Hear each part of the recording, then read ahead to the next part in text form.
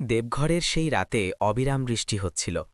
বাবা বৈদ্যনাথ ধামের ঘণ্টার আওয়াজ দূর থেকে ভেসে আসছিল, কিন্তু স্টেশন রোডে ঠান্ডা হাওয়া আর ভেজা রাস্তার মাঝে সেই শব্দ যেন হারিয়ে গিয়েছিল। লোকজন তাড়াতাড়ি নিজেদের বাড়ির দিকে যাচ্ছিল, দোকান বন্ধ হচ্ছিল, রিকশাওয়ালারা ছাতা মেলে দাঁড়িয়েছিল, আর চায়ের ভাপ হাওয়ায় মিশে যাচ্ছিল। কিন্তু এই ভিড়ের মাঝে এমন এক যুবক ছিল যে কোথাও যাচ্ছিল না, কারণ তার যাওয়ার কোনো ঠিকানাই ছিল না। সে অমিত, বয়স ২৩ বছর। তার কাপড় বৃষ্টিতে পুরোপুরি ভিজে গিয়েছিল এবং ঠান্ডায় তার হাত কাঁপছিল। তার কাঁধে একটা ছোট ব্যাগ ছিল, যার মধ্যে তার কয়েকটা কাপড় আর কিছু কাগজ ছিল। শুধু এতটুকুই সম্বল যা তার জীবন তাকে দিয়েছিল। সে চাকরির খোঁজে দেবঘরে এসেছিল। কেউ তাকে আশ্বাস দিয়েছিল যে এখানে একটা কোম্পানিতে কাজ পাওয়া যাবে, থাকার ব্যবস্থাও হবে। কিন্তু যখন সে এখানে পৌঁছাল, তখন অফিস বন্ধ পেল, ফোন বন্ধ পেল এবং আশাও বন্ধ পেল। তার কাছে যে সামান্য টাকা ছিল তা দুদিনে শেষ হয়ে গিয়েছিল। আজ তৃতীয় দিন ছিল এবং সে সকাল থেকে কিছু খায়নি। অমিতের জীবনে সংগ্রাম নতুন ছিল না। ৫ বছর আগে তার বাবা মারা গিয়েছিলেন। বাবার মৃত্যুর পর ঘরের দায়িত্ব তার সৎ মায়ের হাতে চলে এসেছিল। শুরুতে সবকিছু স্বাভাবিক ছিল, কিন্তু ধীরে ধীরে তার আচরণ বদলে গেল। ছোট ছোট কথায় তিরস্কার, অপমান এবং শেষে একদিন স্পষ্ট কথায়, তুই এখন এই ঘরে থাকতে পারবি না। অমিত তর্ক করেনি। সে শুধু তার ছোট ব্যাগটা তুলে নিয়ে ঘর ছেড়ে চলে গিয়েছিল। সে কারো সঙ্গে লড়তে চায়নি, শুধু নিজের পায়ে দাঁড়াতে চেয়েছিল। সেই চেষ্টাতেই আজ সে দেবঘরের এই বৃষ্টি ভেজা রাতে দাঁড়িয়েছিল। ঠান্ডায় কাঁপতে কাঁপতে তার চোখ রাস্তার ওপারে একটা ছোট চায়ের দোকানে পড়ল। টিনের ছাউনিতে বৃষ্টির ফোঁটা জোরে শব্দ করছিল। ভিতরে একটা হলুদ আলো জ্বলছিল, আর চুলায় কেটলি থেকে ভাপ উঠছিল। দোকানে একটা যুবতী দাঁড়িয়েছিল, সাধারণ সালোয়ার কুর্তি পরা, চুল সুন্দর করে বাঁধা, মুখে ক্লান্তি কিন্তু চোখে দৃঢ়তা। সে মনীষা, বয়স ২৬ বছর। ২ বছর আগে তার স্বামী তাকে ছেড়ে চলে গিয়েছিল। তারপর থেকে সে তার ৫ বছরের মেয়ে গুড়িয়ার সঙ্গে একা জীবন কাটাচ্ছিল। দিনে চা বিক্রি করত, রাতে মেয়েকে পড়াত আর সমাজের দৃষ্টির সঙ্গে লড়াই করত। অমিত কিছুক্ষণ দোকানের সামনে দাঁড়িয়ে রইল। সে ভাবছিল যে চা চাইবে কিনা। তার কাছে টাকা ছিল না এবং সে অপমান সহ্য করতে চায়নি। কিন্তু ঠান্ডা তার সংকোচ ভেঙে দিল। সে ধীরে ধীরে এগিয়ে গেল এবং নিচু স্বরে বলল, দিদি, আমার খুব ঠান্ডা লাগছে, ১ কাপ চা পাওয়া যাবে? আমার কাছে এখন টাকা নেই, কাজ পেলে ফিরিয়ে দেব। তার কণ্ঠে অসহায়তা ছিল, কিন্তু আত্মসম্মানও ছিল। সে ভিক্ষা চাইছিল না, শুধু ধার চাইছিল। মনীষা কিছুক্ষণ তাকে মন দিয়ে দেখল। ভিজে যাওয়া যুবক, ক্লান্ত মুখ, চোখে সত্যতা। সে কোনো প্রশ্ন না করে ১ কাপ চা ঢেলে তার দিকে এগিয়ে দিল। আগে খেয়ে নাও, সে স্বাভাবিক স্বরে বলল। অমিত কাঁপা হাতে কাপটা নিল। উষ্ণতা তার আঙুল দিয়ে তার পুরো শরীরে ছড়িয়ে পড়ল। এক চুমুক দিতেই যেন ভিতরে জমে যাওয়া ঠান্ডা একটু গলে গেল। মনীষা জিজ্ঞাসা করল, কোথা থেকে এসেছ? অমিত ধীরে ধীরে তার গল্প বলল। বাবার মৃত্যু, সৎমায়ের দ্বারা ঘর থেকে বের করে দেওয়া, চাকরির প্রলোভন আর দেবঘরে এসে ঠকা যাওয়া। সে বেশি কিছু বলেনি, কিন্তু যতটুকু বলল তাতে তার পুরো জীবনের যন্ত্রণা মিশেছিল। কিছু খেয়েছ? মনীষা জিজ্ঞাসা করল। যখন অমিত মাথা নেড়ে না বলল, তখন সে ভিতরে গিয়ে রুটি আর সামান্য তরকারি একটা প্লেটে সাজিয়ে তার সামনে রেখে দিল। খেয়ে নাও, সে বলল। অমিতের চোখ ভিজে গেল। তার মনে হলো যেন কেউ শুধু তার ক্ষুধা নয়, তার অসহায়তাও দেখেছে। সে ধীরে ধীরে খেতে লাগল। তাকে স্বস্তি মিলছিল। বৃষ্টি আরও জোরে হচ্ছিল এবং রাস্তা প্রায় খালি হয়ে গিয়েছিল। রাত গভীর হচ্ছিল। মনীষা জিজ্ঞাসা করল, এখন কোথায় যাবে? অমিত খালি রাস্তার দিকে তাকিয়ে আসতে বলল, হয়তো স্টেশনে বসে থাকব। তার কথায় এমন একাকিত্ব ছিল যে মনীষার বুক কেঁপে উঠল। কিছুক্ষণ সে চুপ করে রইল। তার মনে সমাজের চিন্তা এলো, একা মেয়ে আর একটা যুবক, লোকে কি বলবে? কিন্তু তারপর সে অমিতের ভিজে অবস্থা আর কাঁপা হাত দেখল। সে গভীর শ্বাস নিয়ে শান্ত স্বরে বলল, যদি চাও তো আজ রাতটা আমার বাড়িতে চলে যেতে পারো। যতদিন না কাজ পাও, কয়েকদিন থাকতে পারো। আমার একটা ছোট মেয়ে আছে, ছোট বাড়ি কিন্তু জায়গা আছে। অমিত অবাক হয়ে তার দিকে তাকাল। তার বিশ্বাস হচ্ছিল না যে কোনো অচেনা মানুষ তার উপর এত ভরসা করতে পারে। সে নিচু স্বরে বলল, আমি আপনার ভরসা ভাঙব না। মনীষা হালকা হাসল। তোমার চোখে ভয় দেখছি, মন্দ কিছু নয়, সে বলল। স্টেশন রোডের সেই ভেজা রাত ধীরে ধীরে গুটিয়ে আসছিল। দোকানে কাজ করার সময় মনীষার প্রতিটি কাজে স্থিরতা ছিল, যেন সে জীবনের কঠিনতার মাঝে ভারসাম্য রাখতে শিখে গিয়েছিল। গুড়িয়া সারাক্ষণ দোকানেই থাকত। কখনো কপিতে রং ভরত, কখনো গ্রাহকদের জলের গ্লাস দিত, আর কখনো মায়ের শাড়ির আঁচল ধরে দাঁড়িয়ে থাকত। সে বাড়িতে একা থাকত না, তার শৈশবও সেই ছোট চায়ের দোকানের সঙ্গে বড় হচ্ছিল। অমিত কিছুটা দূরে দাঁড়িয়ে এসব দেখছিল। তার এখনও বিশ্বাস হচ্ছিল না যে সে কোনো অচেনা মহিলার সঙ্গে তার বাড়িতে যাচ্ছে। তার মনে কৃতজ্ঞতা আর সংকোচ একসঙ্গে চলছিল। তার মনে হচ্ছিল সে কারো জীবনে প্রবেশ করছে, এবং এই অনুভূতি তাকে ভিতর পর্যন্ত ভারী করে দিচ্ছিল। যখন তিনজন গলির দিকে মোড় নিল, তখন বৃষ্টি হালকা ঝিরিঝিরিতে বদলে গিয়েছিল। গলিতে জল জমেছিল এবং হলুদ আলো তাতে কাঁপছিল। রাস্তা ছোট ছিল, কিন্তু অমিতের কাছে প্রতিটি পদক্ষেপ লম্বা লাগছিল। সে পিছনে পিছনে হাঁটছিল আর ভাবছিল যেন তার উপস্থিতিতে এই মহিলার সম্মানে কোনো আঁচ না লাগে। তার জীবনে ইতিমধ্যে অনেক কিছু ভেঙে গিয়েছিল, সে কারো জগতে ফাটল ধরাতে চায়নি। মনীষার বাড়ি সাধারণ ছিল, একটা ছোট ঘর, কোণে রান্নাঘরের অংশ, দেয়ালে ভগবানের ছবি আর মেঝেতে পাতা পুরনো চাটাই। দারিদ্র্য স্পষ্ট দেখা যাচ্ছিল, কিন্তু তার চেয়ে অনেক বেশি পরিশ্রম আর পরিচ্ছন্নতা দেখা যাচ্ছিল। ভিতরে ঢুকতেই মনীষা প্রথমে গুড়িয়ার ভেজা চুল তোয়ালে দিয়ে মুছে দিল, তারপর অমিতের দিকে তাকিয়ে তাকেও তোয়ালে দিল। এই আচরণ স্বাভাবিক ছিল, দয়া ছাড়া, আনুষ্ঠানিকতা ছাড়া, যেন এটা কোনো অস্বাভাবিক ঘটনা নয়, বরং সাধারণ মানবতা। অমিত পর্দার আড়ালে গিয়ে তার ভেজা কাপড় বদলাতে লাগল। তার কাছে শুধু একটা অতিরিক্ত জোড়া কাপড় ছিল। আজ প্রথমবার কেউ তাকে দরজার ভিতর ডেকেছিল। এই অনুভূতি তাকে ভিতর পর্যন্ত ছুঁয়ে যাচ্ছিল। যখন সে বাইরে এলো, তখন মনীষা মেঝেতে তার জন্য চাটাই পেতে দিয়েছিল এবং একটা পুরনো কিন্তু পরিষ্কার কম্বল রেখে দিয়েছিল। গুড়িয়া উৎসুক চোখে তাকে দেখছিল। সে স্বাভাবিকভাবে তাকে আঙ্কাল বলে ডেকে তার কম্বলের দিকে ইশারা করল, যেন সেও এই ছোট ঘরে জায়গা ভাগ করে নিতে প্রস্তুত। সেই এক ডাকেই অমিতকে ঝাঁকুনি দিল। হঠাৎ তার মনে হল যে তার কাছেও আশা করা হচ্ছে যে সে শক্ত থাকবে। মনীষা তাড়াতাড়ি ডাল গরম করে চাল বেড়ে দিল। 3টে প্লেট মেঝেতে সাজানো। অমিত খুব ক্ষুধার্ত ছিল, কিন্তু সে তার ক্ষুধা লুকিয়ে রাখার চেষ্টা করছিল। সে ধীরে ধীরে খাচ্ছিল, কিন্তু প্রতিটি গ্রাসে 3 দিনের খালি পেটের যন্ত্রণা লুকিয়েছিল। মনীষা তার কাছ থেকে কিছু জিজ্ঞাসা করেনি, শুধু এটুকু খেয়াল রেখেছিল যে তার প্লেট খালি না হয়। এই আচরণ কোনো উপকারের মতো ছিল না, এটা সাধারণ মানবতা ছিল। খাওয়ার পর ঘরে শান্তি নেমে এলো। গুড়িয়া মায়ের কাছে শুয়ে পড়ল। বাইরে বৃষ্টি থেমে গিয়েছিল এবং হাওয়ায় ভেজা মাটির গন্ধ ছিল। মনীষা আস্তে আস্তে ভবিষ্যতের কথা তুলল। সে মনে মনে ঠিক করে নিয়েছিল যে পরের দিন আশেপাশের দোকানদার আর পরিচিতদের সঙ্গে কথা বলবে। তার আশা ছিল যে কোথাও না কোথাও কোনো ছোটখাটো কাজ পাওয়া যাবে। ততদিন সে চাইছিল অমিত খালি না বসে থাকুক। সে এটাও ঠিক করেছিল যে কাজ না পাওয়া পর্যন্ত অমিত তার সঙ্গে দোকানে থাকবে। সকালে স্টোভ জ্বালানো, জল গরম করা, চা বানানো শেখা, গ্রাহকদের দেওয়া, হিসাবে সাহায্য করা, এসবই তো কাজ। এই ব্যবস্থা শুধু দয়া ছিল না, এটা আত্মসম্মান বাঁচানোর উপায় ছিল। সে চায়নি অমিতের মনে হয় যে সে কারোর ছায়ায় থাকছে। সে চাইছিল সে পরিশ্রমের সঙ্গে দাঁড়াক। অমিতের ভিতরে এটা শুনে আবেগের জোয়ার উঠল। তার প্রথমবার মনে হল যে তাকে শুধু আশ্রয় নয়, দায়িত্বও দেওয়া হচ্ছে। কিন্তু তার মনে একটা ভারী প্রশ্ন এখনও ছিল, সে এসব কিভাবে শোধ করবে। তার মনে হল জীবনে প্রথমবার কেউ তার সঙ্গে স্বার্থ ছাড়া দাঁড়িয়েছে, এবং সে এই উপকারের ভারে চাপা পড়ছে। মনীষার কাছে এটা উপকার ছিল না, তার কাছে এটা জীবনের সরল একটা নীতি ছিল। আজ সে শক্তিশালী, কাল হয়তো দুর্বল হতে পারে। যদি সেও দরজা বন্ধ করে দেয়, তাহলে সে সেই পৃথিবী থেকে কিভাবে আলাদা হবে যে তাকে একা ছেড়ে দিয়েছে। সে স্পষ্ট উদ্দেশ্য নিয়ে সাহায্য করেছিল, এবং এখন সেই উদ্দেশ্যের ওপরই টিকে থাকতে চাইছিল। অমিত সেই রাতে চাটাইয়ে শুয়ে পড়ল। কম্বলের উষ্ণতা তাকে ভিতর পর্যন্ত স্বস্তি দিচ্ছিল, কিন্তু ঘুম তৎক্ষণাৎ আসেনি। সে ভাবছিল যে সে কি এই ভরসার যোগ্য।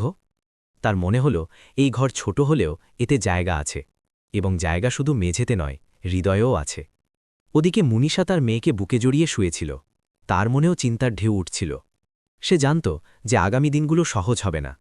একা মহিলার সিদ্ধান্তে লোকে তাড়াতাড়ি প্রশ্ন তোলে, কিন্তু সে ঠিক করে নিয়েছিল যে ভয়ের কারণে সে মানবতা ছাড়বে না। দেবঘরের সেই ছোট গলিতে, সেই সাধারণ ঘরে, সেই রাতে একটা নতুন ভারসাম্য তৈরি হয়েছিল। একদিকে ভেঙে পড়া যুবকের আত্মসম্মান, অন্যদিকে সংগ্রামরত মহিলার দৃঢ়তা। রাতের আর্দ্রতা এখনও পুরোপুরি শুকোয়নি, কিন্তু দেবঘরের গলিগুলো সকালের সঙ্গে আবার নিজের ছন্দে ফিরতে লাগল। মনীষা খুব তাড়াতাড়ি চোখ খুলে দিল। এটা অভ্যাস ছিল, এমন অভ্যাস যা দারিদ্র্য নয়, দায়িত্ব শেখায়। সে নিঃশব্দে ঘর গুছিয়ে নিল, জল রাখল, গুড়িয়াকে জাগালো এবং তার চুল আঁচড়ে বেঁধে দিল। অমিত চুপচাপ উঠে পড়েছিল। তার ভিতরে ঘুমের চেয়ে চিন্তা বেশি ছিল, আর চিন্তার চেয়ে বেশি একটা সংকল্প যে সে এই ঘরে শুধু আশ্রয় নেওয়া মানুষ হয়ে থাকবে না। সে জানত যে মনীষা তাকে দরজা দিয়েছে, কিন্তু সেই দরজার ভিতর টিকে থাকার জন্য তাকে পরিশ্রম দিয়ে নিজের জায়গা তৈরি করতে হবে। তারা তিনজন একসঙ্গে দোকানের দিকে রওনা দিল। গুড়িয়ার হাত মনীষা ধরে রেখেছিল, আর অমিত কিছুটা দূরে তাদের সঙ্গে হাঁটছিল। রাস্তায় সকালের হইচই শুরু হয়ে গিয়েছিল। কেউ কেউ চায়ের জন্য থামছিল, কেউ তাড়াতাড়ি এগিয়ে যাচ্ছিল। কিছু দোকানের শাটার উঠতে লাগল। মনীষার দোকান ছোট ছিল, কিন্তু তার জায়গা পাকা ছিল।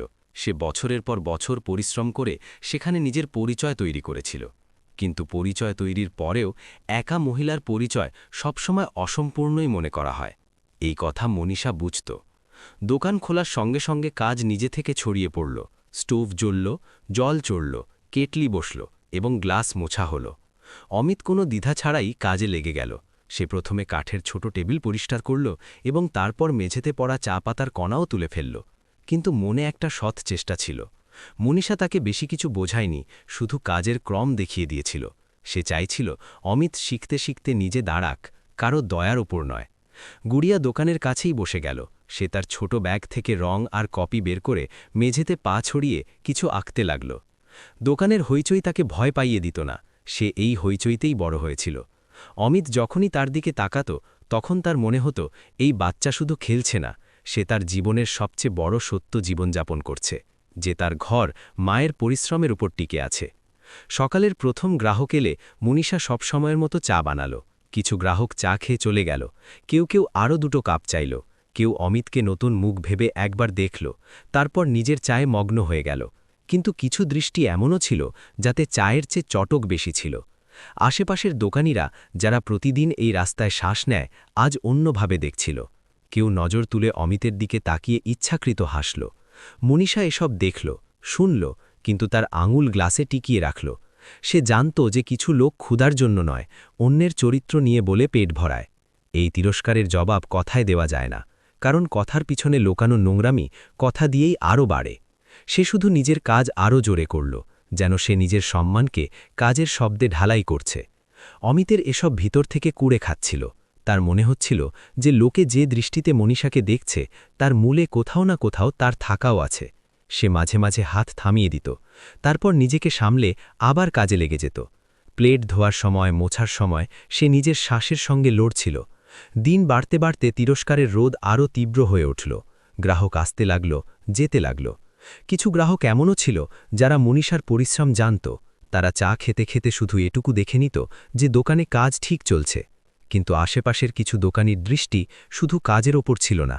তারা মনীষাকে সবভাবে খারাপ প্রমাণ করার চেষ্টা করছিল। দুপুরের সময় যখন ভিড় কমল, মনীষা কাজ থেকে একটু সময় বের করল। সে কিছু পরিচিত মুখের সঙ্গে কথা বলল, এমন কথা যা সরাসরি দেখা যায় না, কিন্তু তার ভিতরে অনেক সাহস লাগে। সে চাইছিল অমিত যত তাড়াতাড়ি সম্ভব কোথাও কাজ পাক, যাতে তার আত্মসম্মান মজবুত হয় এবং সমাজের নোংরা দৃষ্টিও নিজে থেকে শান্ত হয়। সে একজন পুরনো গ্রাহকের সঙ্গে কথা বলল, যে গুদামে কাজ করত। পাশের এক দোকানের মালিকের সঙ্গেও কথা বলল, যে মজুর রাখত। এসব করার সময় সে তার ভিতরের ভয় দেখায়নি।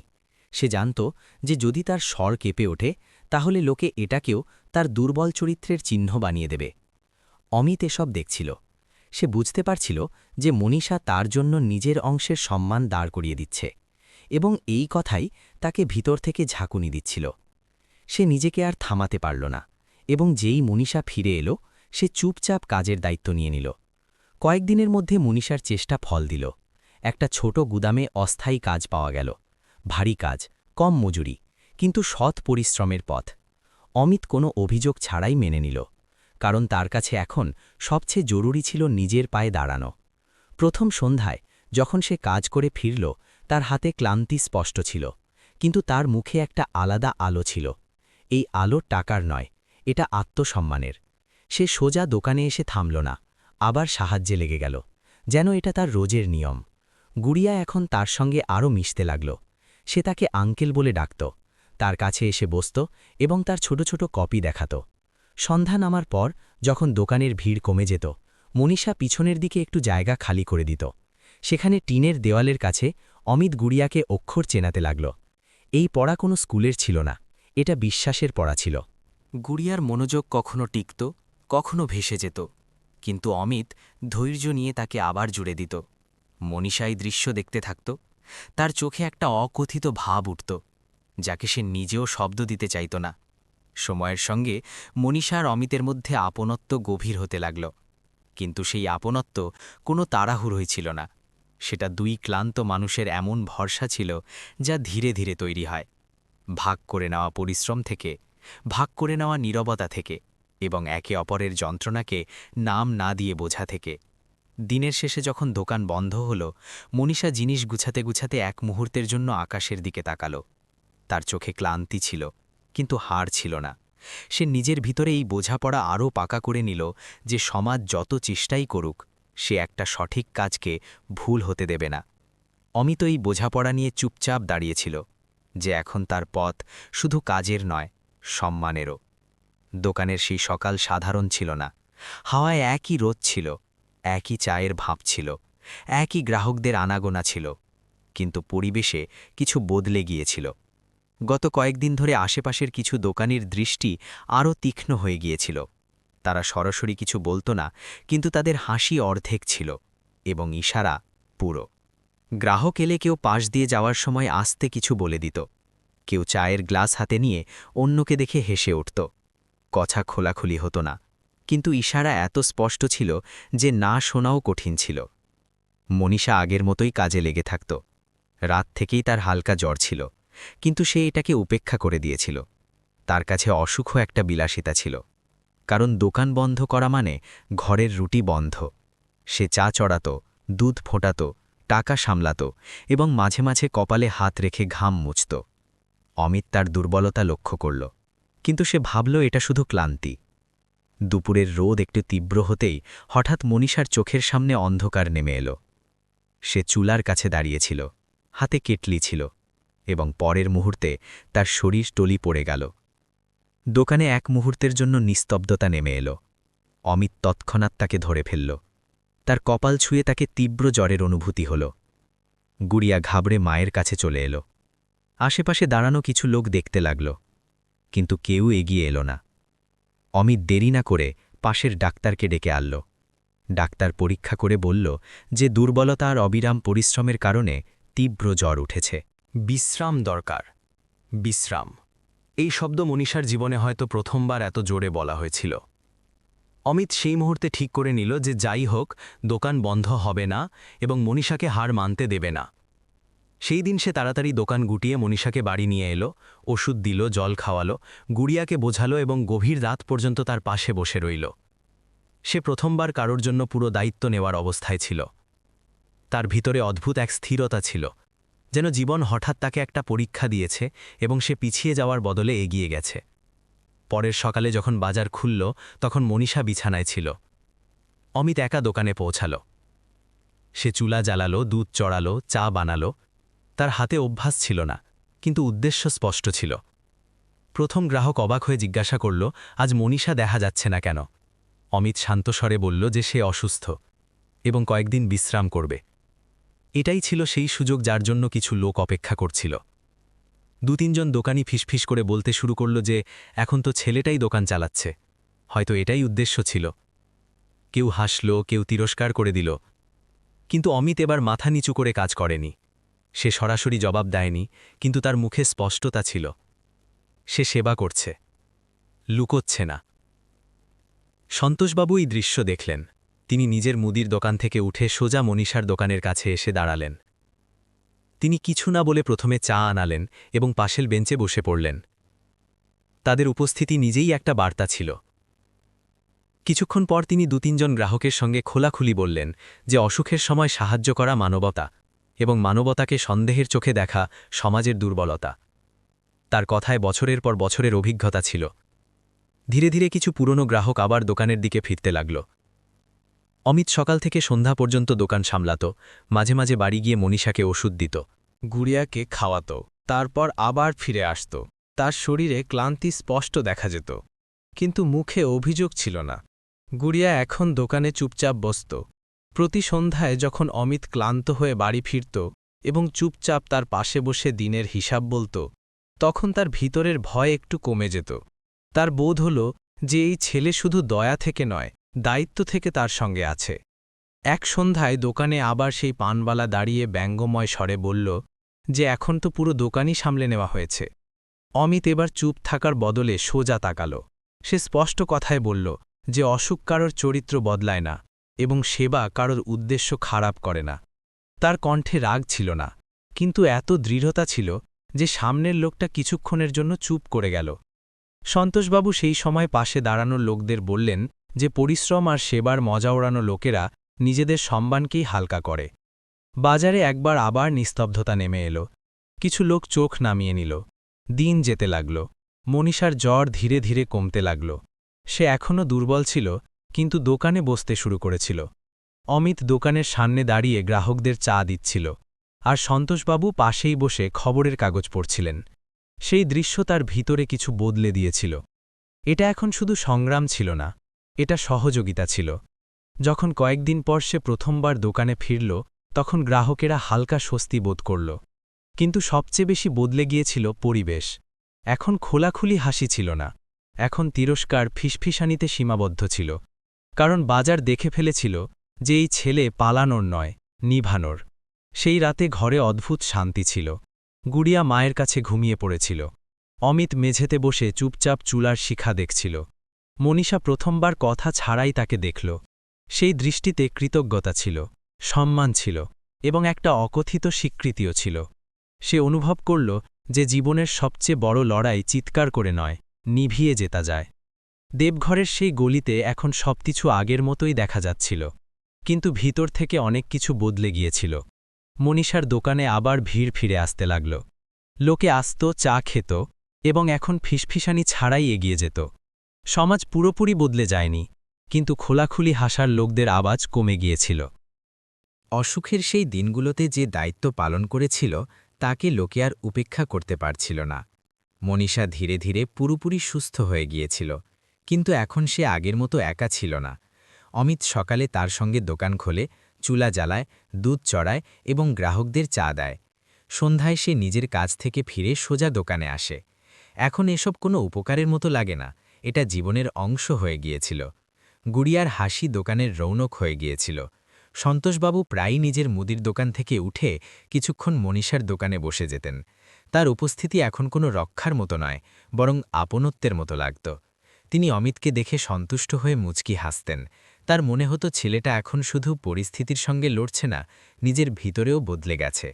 এক সন্ধ্যায় যখন দোকান বন্ধ হওয়ার সময় হয়ে এসেছিল এবং আকাশে হালকা সন্ধ্যা নেমে এসেছিল, গুড়িয়া চুপচাপ অমিতের কাছে এসে বসল। সে তার কপি তার কোলে রেখে বলল যে তার নামের আগে কি লিখতে হবে। এই প্রশ্ন ছিল নিষ্পাপ, কিন্তু ভিতর থেকে গভীর। স্কুলে পরের মাসে ফর্ম ভরতে হবে এবং সেখানে বাবার নাম লেখা জরুরি। এতদিন সেই কলমে খালি ছিল, যা দেখে প্রতিবার মনীষার বুক একটু ভেঙে যেত। অমিত কিছুক্ষণ চুপ করে রইল। সে কপির সেই খালি অংশ দেখল এবং ভিতরে একটা ঢেউ উঠল। সে জীবনে অনেক কিছু হারিয়েছিল, বাবার ছায়া, ঘরের ছাদ, নিজের নাম পর্যন্ত অচেনা হয়ে গিয়েছিল। আজ প্রথমবার তার মনে হল যে সে কারো জীবনে একটা খালি জায়গা ভরতে পারে।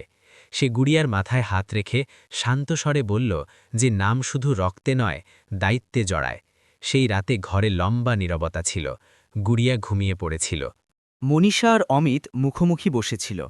বছরের পর বছরের সংগ্রাম, তিরস্কার, অসুখ, পরিশ্রম সব যেন এক জায়গায় এসে দাঁড়িয়েছিল। অমিত নিচু স্বরে বলল যে যদি সমাজের নাম চায় তাহলে সে দিতে প্রস্তুত। সে পালিয়ে আসেনি এবং এখন পালাবেও না। সে এটাও বলল যে সে কোনো উপকারের কারণে নয়, বরং নিজের মনের সত্যতার কারণে এই সিদ্ধান্ত নিতে চায়। মনীষার কাছে এই মুহূর্ত সহজ ছিল না। সে জীবনে ভরসা ভাঙতে দেখেছে। সে জানত যে সমাজ তাড়াতাড়ি ক্ষমা করে না, কিন্তু সে এটাও দেখেছে যে অসুখের সেই রাতে কে তার মাথার কাছে বসেছিল, কে গুড়িয়াকে খাইয়েছে, কে দোকানকে পড়তে দেয়নি।